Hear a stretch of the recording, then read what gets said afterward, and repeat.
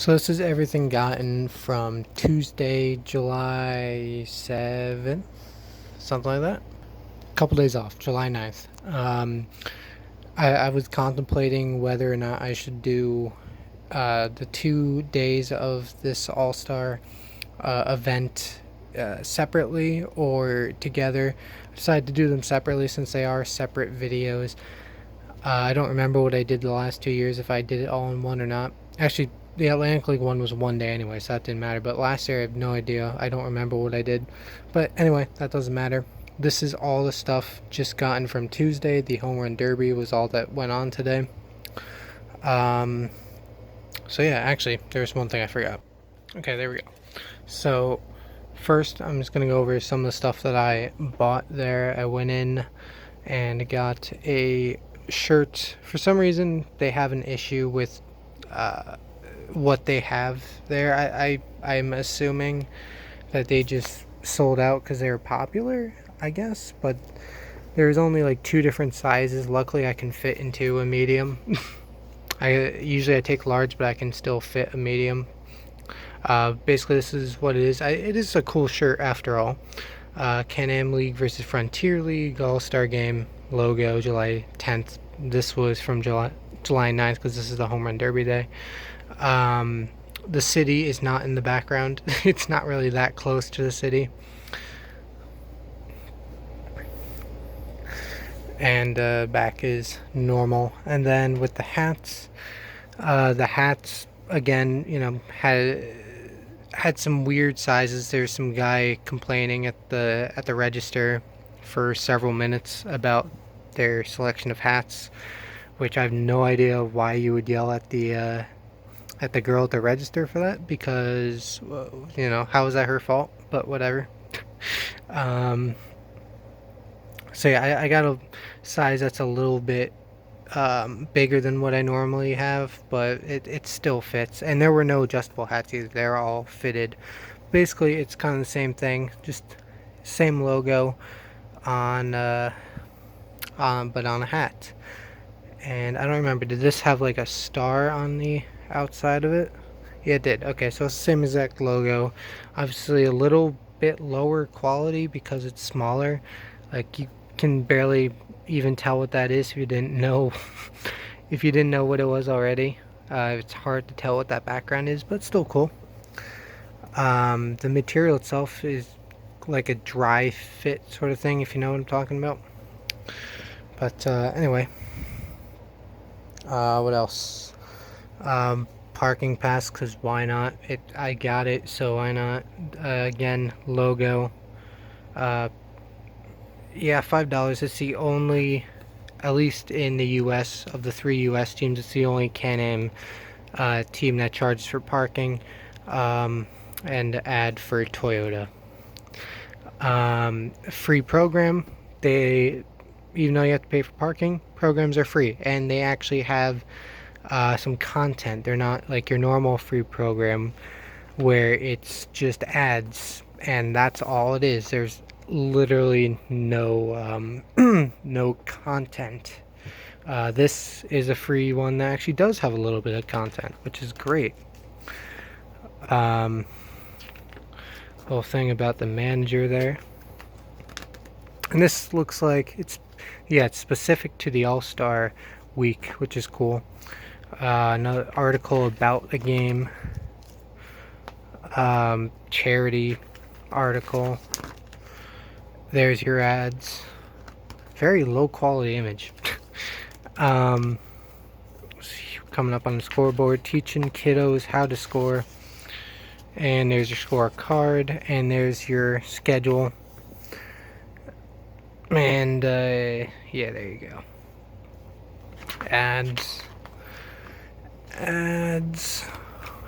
And here we go. I don't know if the rest of these are just ads. There's the bat dog. Yeah, the rest look like they're just ads. But yeah, but basically it does, at least it's a free program that does have content in it. They have them piled up in several parts of the stadium, kind of like the what you would see newspapers in. Here's the printed ticket. Nothing really special. showing that. And Can-Am regular season champions 2015 and 14 apparently too. So NY 529. That seems like no matter what stadium you go to in New York, I don't even know what that is. It looks like it's some education thing, but I don't know what it is. But you see it in every New York park you go to. Ballpark. So here's the Souvenir Cup. It was only $6, which is great. I don't know what all this scratching is about. You see that? I don't know what that is honestly all about. But whatever. It has a picture of a glove, baseball, boulders, and it's cool that it is a cup specific to the All-Star game too. They did do a good job of marketing the All-Star game. I'll give them that. Inside is black.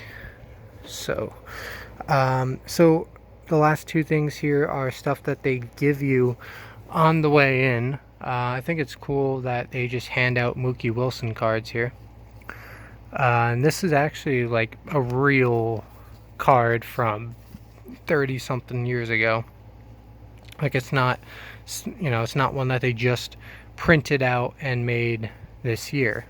Like stats only go up to 84, meaning this was actually a 1985 card, which is really cool. So that was cool. They weren't handing these out on Wednesday, although this next thing, they had plenty of. They're handing out to everyone on both days. I don't really know how many of these they even had on Tuesday. It looked like they had a lot, but they could have just easily run out too. I don't know. And Mookie Wilson just may like carry those cards to like every event he takes part of too. I don't know. But this poster is another thing that they hand out when you walk into the gates. There's your logo again. There's your city. I noticed that starting like this year, Rockland started marketing themselves as like a suburb of New York. I assume to try drawing fans. I know they have attendance issues, but like in reality, they're not that close to the city. Like the logo, if you've never been there, the logo is very misleading because they're nowhere near the city. But in the logo, it shows it, and like in the background of the poster, it shows it, but they're not near the city at all. And yeah, of course they're relatively close, but you can't see any skyline from the ballpark or anything. But anyway, some ads on here. But then you have all the Can-Am League teams, the 6 right there, and you have the Frontier League, which is kind of a cool opportunity for me because obviously I don't go out to the Midwest that much, being in New Jersey, so I don't really get to see any Frontier League teams. So it's cool to see these. Lake Erie Crushers, Florence Freedom, Schaumburg Boomers, Windy City Thunderbolts, Southern Illinois Miners, Evansville Otters, Washington Wild Things, Joliet Slammers, Gateway Grizzlies, River City, I think. I don't remember. And then you have the Can-Am teams, as I said, Sussex County Miners, Rockland Boulders, Trois Rivières Eagles, Quebec Capitals, New Jersey Jackals, Ottawa Champions. So yeah, that is, I guess, all for me. I can't guarantee a day because I do have some stuff coming up. But the actual highlight video of the Home Run Derby should be coming out within the next few days. If you're watching this as a separate video, if you're watching it as a part of the overall video, obviously, just disregard that because clearly it's already out. But if you're watching this as a separate video, the full highlight video should be coming out soon. And it's not as long as the last 2 years of Home Run Derbies have been. I've found a way to get as much content in there as possible while also keeping the video somewhat short. I don't know how short because I haven't edited it yet. But it's not like close to an hour like the last few have, because the last 2 years of Home Run Derbies I've filmed, it's just literally been the whole thing. I've found a system this year where it's shortened up and still has all the content.